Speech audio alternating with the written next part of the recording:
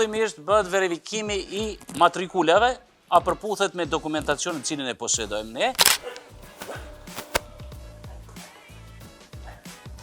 Kafsha veç ka hyrë në boksin e therjes, veterinari nuk e bulos dhe nuk e lëshon certifikat.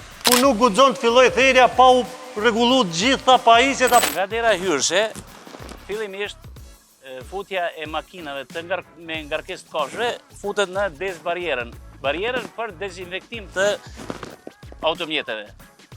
Jo bëhet me qëllim që mundësisht mund jetë ngjitse mos depërtojnë brenda territorës. Këtu është pjesa ku bëhet shkarkimi i kafshëve, cilat vazhdojnë në shtallë, aty ku qëndrojnë deri në momentin e therjes.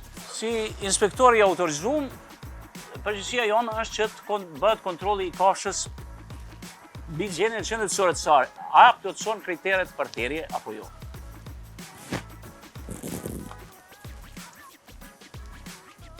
Fillimisht pajisemi me dokumentacionin. Në këtë shtallë kryesisht janë kafshë të importuara, të cilat ne gjenden në sistemin për identifikim dhe regjistrim të pranë Agjencisë të Ushqimit dhe Veterinës. Dokumentacioni për cilës i kafshëve, i cili na jep me dije origjinën, moshën, gjinin dhe gjendjen shëndetësore të saj. Nga këto janë certifikata të përcjella nga vendi i origjinës. Pas verifikimit të dokumentacionit, si veteriner përgjegjës japim aprovimin që këto kafshë të vazhdojnë në linjën e therjes. Janë të shëndosha dhe mund vazhdojnë në linjë. Vazhdojmë deri në thertore, ku është kafsha tash duke u therrur. Hajde. Tash, kafsha veç ka hyrë në boksin e therjes, e kem kontrollu para se mu therë, tash, kur të futet në boks, bëhet therja, ne e kontrollojmë, është çaj numër matrikulimi, gjendja shëndetësore e kafshës, është në rregull, numri matrikulimit përputhet me certifikata me matrikulimin dhe fillon therja. Tash për momentin jemi në salljen në lininë e therjes. Në fillimisht që nga hyrja shikojmë pajisjet, punëtorët, higjiena, se si është në rregull apo jo. Në qoftë se diçka mungon, nuk guxon të filloj therja pa u rregullu të gjitha pajisjet a punojnë, a janë të pastërta, gjithashtu edhe punëtorët me të gjitha pajisjet. Kështu që kur është gjithçka në rregull, fillojmë njëherë me therjen. Shihet që pajisjet janë në rregull, tash vazhdojmë se cilën e kontrollojmë, i kontrollojmë thikat, i kontrollojmë punëtorët edhe hecim.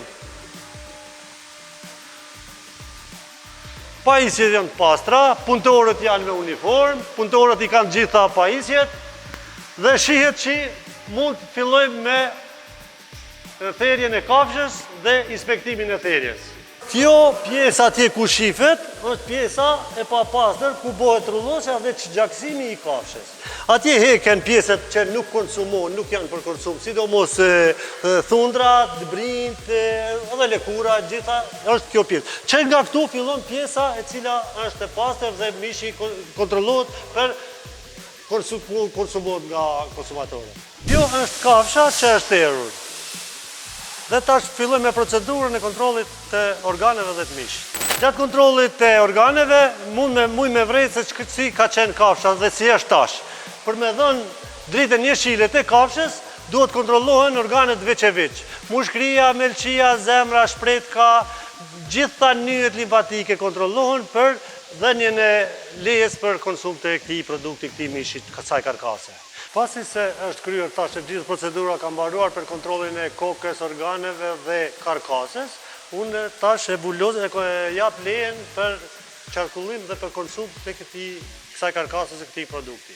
Domethënë tash me këtë bulosjen e kësaj, me bulosjen time kësaj karkase, kësaj kafshë, tash është veç mish, ky mish shkon në dhomën ftose dhe pastaj për konsum. Autoritetet zyrtare çdo ditë vijnë, kontrollojnë. Po, gjithçka është rregull, edhe ne kemi për qefit me dalë në rregull. Do me do vazhdimisht sa revin të kjo është del gjithçka në rregull. Ka ndodhur Po. për shembull me marrë ndaj gjobi, për shkak se nuk ju kanë gjetë diçka në rregull ose diçka. Diri që tash halas ka ndodhë edhe inshallah nuk ndodhë.